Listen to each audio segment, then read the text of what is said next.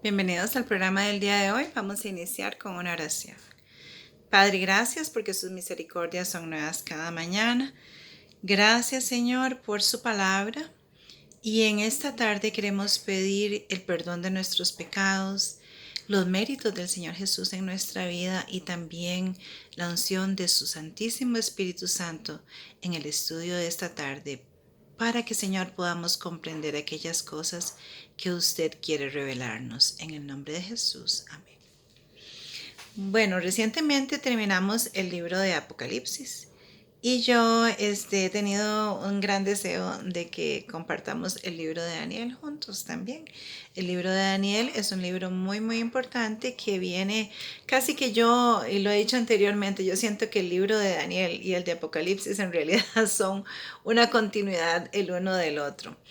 El libro de Daniel tiene 12 capítulos y en estos 12 capítulos, los primeros 6, con la excepción del capítulo 2, son historias de lo que está sucediendo en el momento, cómo es que Daniel llega a Babilonia, cuál era el escenario. Estas historias son muy importantes porque edifican nuestra fe y nos dan aliento y esperanza de ver cómo el Señor ha obrado en tiempos antiguos y cómo Él también obra en nuestro diario vivir.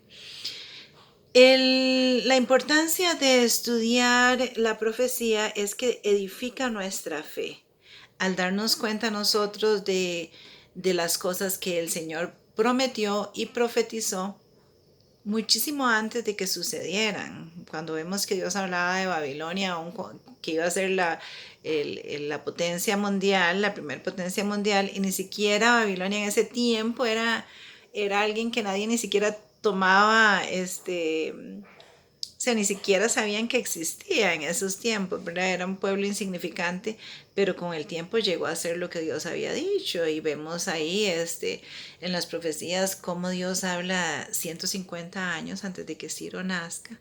Dice su nombre y él dice que él va a conquistar Babilonia, va a liberar a los judíos.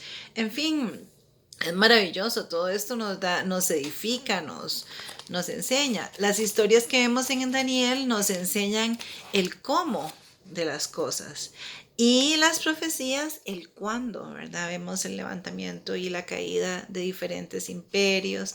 En fin, es muy interesante y mayormente vamos a buscar, claro que viendo qué es lo que Dios estaba enseñando en ese momento y también cuál es el significado para mí en el diario vivir, cómo me ayuda el libro de Daniel en mi vida cristiana. En fin, eso es algo importante porque nosotros debemos de aplicar toda la palabra. Dice que toda escritura es apta para enseñar, para redarguir, para corregir, para instruir en justicia, a fin de que el hombre de Dios sea perfecto, apto para toda buena obra. Y pues eso nos incluye a todos nosotros, ¿verdad? Y nosotros vemos Daniel en medio de tanta crisis que pasó y como en su integridad y en su deseo de servir a Dios, el Señor lo honra en gran manera.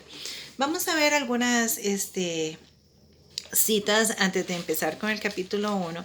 Y la primera que vamos a ver está en Amós 3:7. Amós es un libro muy pequeñito, a veces cuesta encontrarlo, pero está después de Daniel yendo hacia el Nuevo Testamento. Es un librecito pequeñito, pero es muy importante este versículo que vamos a ver. Dice el versículo 7. Porque no hará nada Jehová el Señor, sin que revele su secreto a sus siervos los profetas. Cuando Dios dice algo, es porque Él así lo va a hacer. Nosotros puede que hagamos promesas, digamos ciertas cosas y que al final no las terminamos cumpliendo, pero Dios cumple lo que dice completamente. Entonces Él dice ahí que Él no hará nada sin hacerlo saber a sus siervos los profetas, los cuales lo escribieron en la Santísima Palabra, y entonces nosotros tenemos el recuento de lo que Dios ha hecho en el pasado y hará en el futuro hasta el final. Hasta el final, ya cuando el Señor Jesús venga con poder y gran gloria. Vamos a buscar Juan 14, 29. Y este es aquí el Señor Jesús hablando. Todo lo que está en las escrituras es muy importante, pero cuando el Señor Jesús habla así en persona, es tan importante que nosotros prestemos atención. ¿Qué es lo que me quiere decir el Señor aquí? Entonces estamos en el capítulo 14 y el versículo 29. Y dice, y ahora os lo he dicho antes que suceda, para que cuando suceda, creáis. Lo que estábamos hablando. Cuando nosotros vemos confirmada la profecía, entonces nosotros, nuestra fe se asienta más. Vamos a ver en Mateo 24, y también ahí está el Señor Jesús, está sentado en el monte de los olivos, hablando, viendo desde donde él está sentado, puede contemplar el templo. El templo, pues que una vez fue el templo de Salomón, pero que ya había sido destruido y que había sido reconstruido. Por supuesto, no era tan maravilloso como había sido y el esplendor del primer templo, pero sí las piedras eran tan grandes que los discípulos le dijeron, Señor, mira estas piedras, qué enormes, qué maravilla, qué templo más maravilloso. Y el Señor les dice, pues bueno, no va a quedar una sobre la otra. Y él estaba hablando, por supuesto, en ese momento del Sermón del Monte, él hizo referencia a dos cosas muy importantes.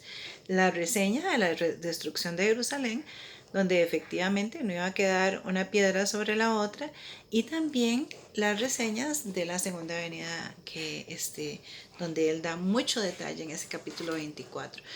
Pero vamos a ver el versículo 15, por favor. Dice, por tanto, cuando veáis en el lugar santo la abominación desoladora de que habló el profeta Daniel, el que lee entienda. Aquí el Señor Jesús, cuando usted tenga tiempo, siéntese a leer el capítulo 24. Es un capítulo muy importante. Nosotros todos debemos de leerlo y entenderlo, porque tiene todo que ver con los eventos finales. Pero aquí el Señor Jesús está haciendo referencia al profeta Daniel. Entonces dice, cuando ustedes vean esta señal desoladora, ¿verdad? Desen cuenta de que ya es el tiempo. Entonces es importante, el mismo Señor hace esa referencia y nosotros pues obedientemente vamos a estudiar un poco del libro de Daniel y tratar de ver qué es eso que el Señor Jesús quería que todos aprendieran. El libro de Daniel es interesante. Algunas veces, yo no sé si a ustedes les ha pasado que cuando se compran un libro, algunas veces leen el último capítulo. Yo algunas veces soy impaciente y veo a ver el final, a ver cómo está el final, porque si el final no me interesa, entonces el libro tal vez no era lo que yo pensaba y no lo leo. Entonces vamos a ir al final, porque es importante solamente ver unos cuantos versículos del capítulo 12 y después ya vamos a empezar con Daniel 1, el capítulo 1. Entonces ahí en el capítulo 12, el versículo 6 dice, y dijo uno al varón vestido de lino que estaba sobre las aguas del río, ¿cuándo será el fin de estas maravillas? Sabemos que el que estaba con Daniel era el ángel Gabriel. Recuerda que, bueno, si no lo sabía, al leer el libro de Daniel, el mismo libro lo dice. Entonces ahí está esa pregunta, ¿y cuándo van a pasar estas cosas? Leamos el versículo 8 y 9. Bueno, leamos el 7, el 8 y el 9. Y oí al varón vestido de lino que estaba sobre las aguas del río, el cual lanzó su diestra y su diestra al cielo y juró por el que vive por los siglos, que será por tiempos y la mitad de un tiempo. Esto lo vamos a ver cuando ya estudiemos el capítulo 12, pero ahora simplemente es como viendo el escenario. Y cuando se acabe la dispensación del poder del pueblo santo, todas estas cosas serán cumplidas. Y yo oí, mas no entendí. Este es Daniel que está diciendo, bueno, yo estaba oyendo, pero no entendí nada de lo que estaban diciendo. Y dije, Señor mío, ¿cuál será el fin de estas cosas? Y él respondió, anda, Daniel, pues estas palabras están cerradas y selladas hasta el tiempo del fin. Veamos el versículo 13. y tú irás hasta el fin y reposarás y te levantas para recibir tu heredad al fin de los días. Entonces el ángel Gabriel está hablando aquí en el capítulo 2 y le está diciendo: Daniel, usted no lo entiende, pero está bien. Usted va a descansar, va a morir y esta profecía va a seguir, pero en el tiempo del fin, en ese tiempo, el Señor va a permitir que lo que ahora está sellado, porque dice que estaba sellado, sea abierto y pueda haber un entendimiento de todas las cosas. Y por eso es importante, porque ya estamos en ese tiempo del fin. Ya estamos en ese tiempo y hemos visto muchos eventos proféticos en el libro de Apocalipsis. Si usted no ha tenido la oportunidad de ver un poco los estudios, los comentarios del libro de Apocalipsis que hicimos, algunos los hice yo con mi hermano, otras veces yo sola, pero las referencias le pueden ser de mucha ayuda en su estudio diario de la palabra.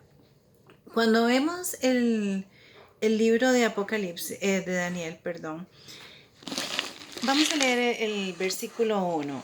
Empieza con lo que nosotros podríamos pensar que era una derrota para el pueblo de Dios, y en realidad así parece y así fue.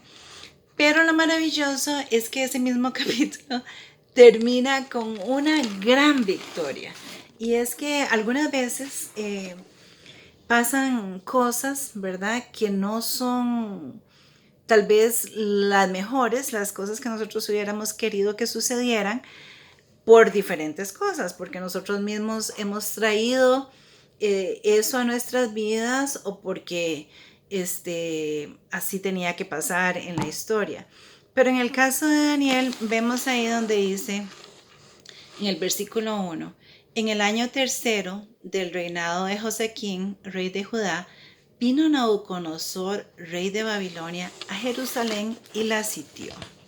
Nabucodonosor, bueno, ya Babilonia era ese imperio mundial, era esa potencia, de lo que había, Babilonia era lo mejor, era increíble. Y vemos que Nabucodonosor era un gran conquistador. Él en realidad atacó Jerusalén 3 veces. 3 veces. La primera fue en el 605 a.C. y fue en esta ocasión donde Daniel y sus amigos fueron llevados cautivos a Babilonia. La segunda vez fue en el 596 y en ese tiempo se llevó 10,000 cautivos. Y ya en el 587, cuando fue la última vez, ya ahí destruyó completamente, bueno, hubo una gran destrucción en Jerusalén. Entonces ahí vemos, vemos 2 reyes. Vemos al rey Nabucodonosor, que era el rey de Babilonia. Babilonia, sabemos que la palabra Babilonia significa confusión. Un pueblo que llegó a ser una potencia mundial, pero en completa rebelión contra Dios. En todo lo que Dios había establecido, Babilonia llevaba la contraria. Y vemos al rey Josequín, que era el rey en ese momento, y cómo la ciudad de Jerusalén es sitiada y prácticamente viene ese cautiverio que ya Dios había hecho referencia a través de Jeremías y todo, como ya el pueblo, por la manera en que ellos se habían comportado, la deslealtad contra Dios y todo, y el Señor dijo, bueno, van para Jerusalén, váyanse tranquilos, pero ni hicieron caso en eso, ¿verdad? Sino por haber puesto oposición, muchos murieron. Y es que algunas veces pasa así, ¿verdad? El Señor nos dice, nos aconseja y nosotros vamos en contra del Todopoderoso, y entonces el resultado pues no es bueno. Y están esas 2 ciudades que vienen siendo también simbólicas. Jerusalén siendo la ciudad que Dios ha escogido para ¿verdad?, trabajar desde ahí hacia el mundo. Y Babilonia, entonces hay un gran contraste. Pero como les digo, pareciera ser que al inicio de este versículo vemos una derrota para Israel porque han sido llevados cautivos y era un momento difícil, muy, muy difícil para ellos, imagínense. Entonces hay lecciones muy, muy, muy importantes en este libro que nos enseñan también a nosotros cómo vivir.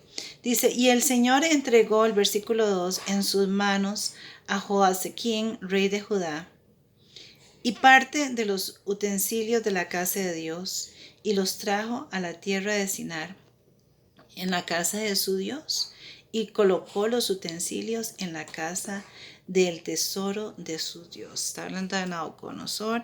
Bueno, sabemos que todos los utensilios que estaban en el templo eran sagrados porque eran utensilios que se usaban estrictamente para el servicio de Dios. Sin embargo, Nabucodonosor, sin conocer nada del Dios de Israel en ese momento, después ahí veremos en el libro de Daniel cómo Dios se asegura de que Nabucodonosor sepa quién es él, pero en este momento no. Pero dice que Dios fue el que entregó en sus manos, en manos del rey de Babilonia, Dios entregó a Josequín, rey de Judá. Así que Dios estaba en control. Dios siempre está en control de todas las cosas. Y Israel tenía que aprender esta lección en una manera muy dura. Dice el versículo 3. Y dijo el rey Aspes, jefe de sus, perdón. Y dijo el rey a Aspenas, el jefe de sus eunucos, que trajere a los hijos de Israel del linaje real de los príncipes, muchachos en quienes no hubiesen tacha alguna, de buen parecer, enseñados en toda sabiduría, sabios en ciencia y buen entendimiento, idóneos para estar en el palacio del rey, y que se les enseñasen las letras y la lengua de los caldeos. Nabucodonosor era un hombre sumamente inteligente y él sabía que si él traía de lo mejor del reino de Judá y los entrenaba, entonces estos mismos iban a ser personas que él podría usar en su reino y que también si en algún momento decidiera él expandirse y hacer del área de Jerusalén también un lugar como parte de su imperio, entonces también estos jóvenes le iban a ayudar en este propósito. Babilonia, las universidades de Babilonia eran increíbles. Bueno, ahí habían 3 lenguas dominantes que se usaban para diferentes cosas. Por ejemplo, estaba la lengua acadiana, que con estas era lo que se hablaba en las cortes. Y también estaban la de Samaria, que era la que usaba el pueblo en general, y la arameica, que era la que usaban los estudiosos. Entonces Nabucodonosor quería que estos jóvenes, ¿verdad?, aprendieran esas lenguas. Entonces tenían que ser pues muchachos inteligentes. Cuando nosotros estudiamos del imperio babilónico y ustedes lo han visto cuando estudian el colegio, historia universal, sabe que los babilonios eran geniales con la matemática, con el álgebra, la física cuántica, en fin, también la arquitectura por los edificios que llegaron a hacer. También estudiaban astrología y también el ocultismo, pero después nos vamos a dar cuenta cómo Daniel, él no se mezcló en estos asuntos del ocultismo, pero sí se enriquecieron montones con la cultura, fueron preparados, instruidos. Lo que Nabucodonosor quería hacer era como un lavado de cerebro completo para estos jóvenes y que se identificaran completamente con la cultura. Veamos a ver en el versículo 5 donde quedamos. Y les enseñó el rey la ración para cada día y la provisión de la comida del rey y del vino que él bebía. Y de las criases, y que los criase 3 años, para que al fin de ellos se presentasen delante del rey. Entre estos estaban Daniel, Ananías, Misael y Azarías, de los hijos de Judá. Esos nombres de estos 4 jóvenes, que eran de la realeza del linaje real de Judá, eran nombres muy, muy importantes porque todos hablaban de la fidelidad a Adonai, al Dios vivo, al Todopoderoso. Los nombres en la Biblia tenían un aspecto profético. Por ejemplo, nosotros vemos que tenían que ver con la identidad de la persona. Por ejemplo, cuando Dios llama a Saulo de Tarso, el nombre le cambia a Pablo. También vemos cuando Jacob salió huyendo de casa de su padre porque ha robado la primogenitura de su hermano Esaú. Entonces el Señor se encuentra con él y le da un nombre nuevo, le da el nombre de Israel, porque el nombre de Jacob era como significaba falsante, engañador, y Dios le cambia. Al cambiarle el nombre, le cambia la identidad. A Abraham y Sara, Dios les cambia el nombre. Entonces, el nombre tiene todo que ver con la identidad. Y lo increíble aquí es que estos nombres paganos son todo lo contrario. Los nuevos nombres que les dan a ellos son todo lo contrario a esos nombres maravillosos que ellos traían, que honraban al Dios vivo. De ahora en adelante, esos nombres por los que los iban a llamar ahí en el reinado de Babilonia, daban honra a los dioses paganos que ellos servían. Pero por supuesto, el corazón de Daniel y sus amigos pues nunca cambió. Ellos siempre decidieron servirle al Señor. Entonces dice el versículo 7. Y a estos el jefe de los eunucos puso nombres. Puso a Daniel, Belsasar, a Ananías, Sadrach, a Mishael, Mesac, y a Azarías, Abednego.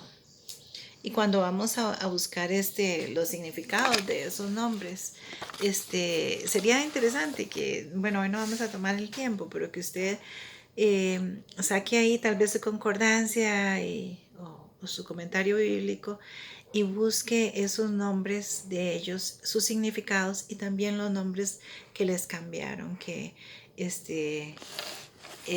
dan testimonio pues de que querían hacerles un lavado cerebral completo. Pero el versículo clave de este capítulo, por lo menos para mí, en lo que quisiera enfatizar hoy, es el versículo 8, es el que sigue.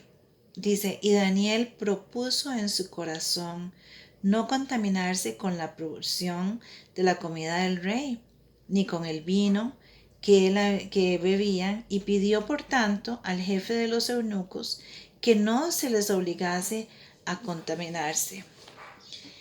Y puso Dios a Daniel en gracia y en buena voluntad con el jefe de los eunucos. Ahí vemos que Dios sigue en control. Y el jefe de los eunucos dice a Daniel, temo a mi señor el rey, que señaló vuestra comida y vuestra bebida, pues luego que él vea vuestros rostros más pálidos que los de los muchachos que son semejantes a vosotros, y condenaréis para con el rey mi cabeza. Entonces dijo Daniel a Belsasar, que estaba puesto por el jefe de los eunucos, sobre Daniel, Ananías, Misael y Azarías, te ruego que hagas la prueba con tus siervos por 10 días, y nos des legumbres a comer y agua a beber. Compara luego nuestros rostros con los rostros de los muchachos que comen de la ración de la comida del rey, y haz después con tus siervos según veas. Consintió pues con ellos en esto, y probó con 10 días. Y al cabo de los 10 días pareció vuestros rostros, los rostros de ellos mejor y más robustos que el de los otros muchachos que comían la porción de la comida del rey. Y así Melcesar se llevaba la porción de la comida de ellos y el vino que debían de beber y les daba las legumbres. Así que Daniel, imagínense que Daniel cuando entró a Babilonia tenía como 17 años, era un jovencito y estos muchachitos también eran adolescentes. Ya no estaban sus papás ahí, ellos pudieran haber dicho, bueno, ahora aquí vamos a cambiar todo, porque incluso esos nombres que ellos llevaban testificaban Dios está conmigo, el Señor es mi ayudador, en fin. Y entonces ellos pudieran haber dicho, bueno, si Dios es mi ayudador, ¿cómo es que terminé yo aquí en Babilonia captivo?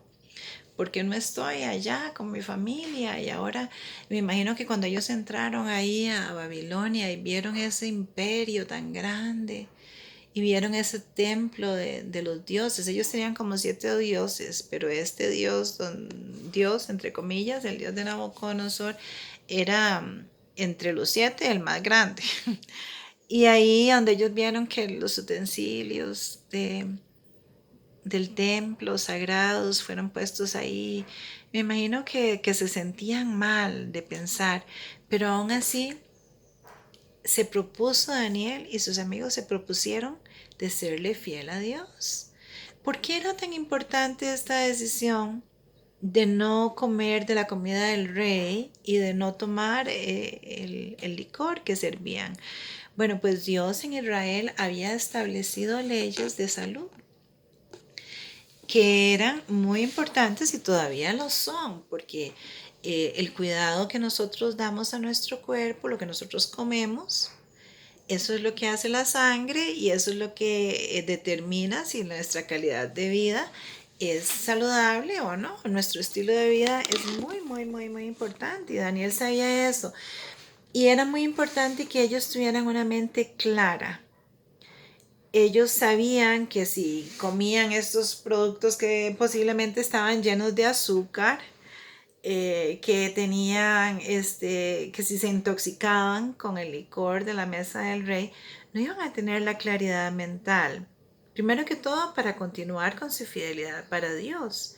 Y después con su salud y la habilidad de poder pensar para aprender todas estas cosas que tenían que aprender. Todas estas, de un momento a otro, aprender 3 lenguas nuevas no es nada fácil, ¿verdad? Sin embargo, vemos que Dios interviene por Daniel y al final de estos 10 días resulta que ellos están muchísimo mejor que los otros. El versículo 17 dice, y a estos 4 muchachos Dios les dio conocimiento, inteligencia en todas las letras y las ciencias. En esas mismas cosas que ellos tenían que estudiar, Dios les dio conocimiento y entendimiento. Y es que las bendiciones de Dios vienen también con la obediencia. Es muy importante que nosotros le obedezcamos al Señor y por eso es importante el estudio de las Escrituras, porque si nosotros ni siquiera sabemos qué es lo que el Señor pide, pues no vamos a recibir esas bendiciones porque no sabemos cuál es el propósito, ni qué es lo que Dios verdaderamente dijo para mí, en fin. Lo que nosotros, nuestras decisiones tienen un impacto tremendo en nuestro diario vivir y en nuestro futuro y en nuestra relación con Dios. Así que cuando nosotros honramos al Señor, el Señor también nos honra, como lo hizo con Daniel. Y Daniel tuvo entendimiento en toda visión y sueños. Pasados pues los días al fin de los cuales había dicho el rey que los trajesen, el jefe de los eunucos los trajo delante de Nabucodonosor. Y el rey habló con ellos y no fueron hallados entre todos ellos otros como Daniel, Ananías, Misael y Azarías. Así que pues estuvieron delante del rey en todo asunto de sabiduría e inteligencia que el rey les consultó. los halló 10 veces mejores que todos los magos y los astrólogos que habían en su reino. Y continuó Daniel hasta el año primero del rey Ciro. Quisiera decir aquí, destacar que la fidelidad de Daniel, por eso yo les decía que el principio del capítulo tiene un tinte de derrota para el pueblo de Dios, porque han sido cautivos, han sido llevados a Babilonia, apartados de sus familias, en fin. Vemos la integridad de estos jóvenes, como ellos quieren servir al Señor, hacen sus decisiones. Y es que la vida está llena de decisiones, para usted y para mí también. Tenemos oportunidades en el diario vivir, venimos en situaciones donde estamos confrontados, bueno, digo la verdad o digo una mentira. Soy honesto, nadie me está viendo. ¿Será que puedo coger este dinero? ¿Será que puedo hablar algo que en realidad no es verdad? Son decisiones que importan muchísimo en nuestra vida diaria. La historia de Daniel no hubiera sido escrita si Daniel y sus hijos y sus amigos no hubieran mostrado esa fidelidad. Dios hubiera tenido que buscarse a otra persona que hubiera escogido servirle a Dios. Y es que debemos de tener un gran cuidado con qué entra a nuestra mente, qué contemplamos, las decisiones de lo que oímos, los 5 sentidos, lo que oímos, vemos, sentimos, comemos. Todo esto nos va transformando en quienes verdaderamente somos. Vamos a ver 2 Corintios 3:18. Dice, por tanto, nosotros todos, mirando a cara descubierta como en un espejo, la gloria del Señor, somos transformados de gloria en gloria en la misma imagen como por el Espíritu del Señor. Entonces, nos demos cuenta o no, lo que estamos viendo, lo que estamos escuchando, lo que estamos hablando, nos va transformando, nos va transformando. Así que nosotros debemos de recordar, así como en ese capítulo 1, el versículo 8, que les digo yo que es el versículo clave para mí de ese capítulo, que Daniel se propuso en su corazón. Entonces, este proponerse tiene que ver con todo lo que nosotros hacemos en el diario vivir, ¿verdad? La honradez, la honestidad, la decencia, la moralidad, en fin. Veamos Proverbios 4:23. Un poquito para ver esto de lo que el Señor nos dice acerca de si es importante o no lo que nosotros vamos poniendo en nuestra mente. Dice, sobre toda cosa guarda tu corazón, porque de él mana la vida. Cuando la Biblia habla del corazón en las Escrituras, está hablando de la mente. Sobre toda cosa, guardemos esa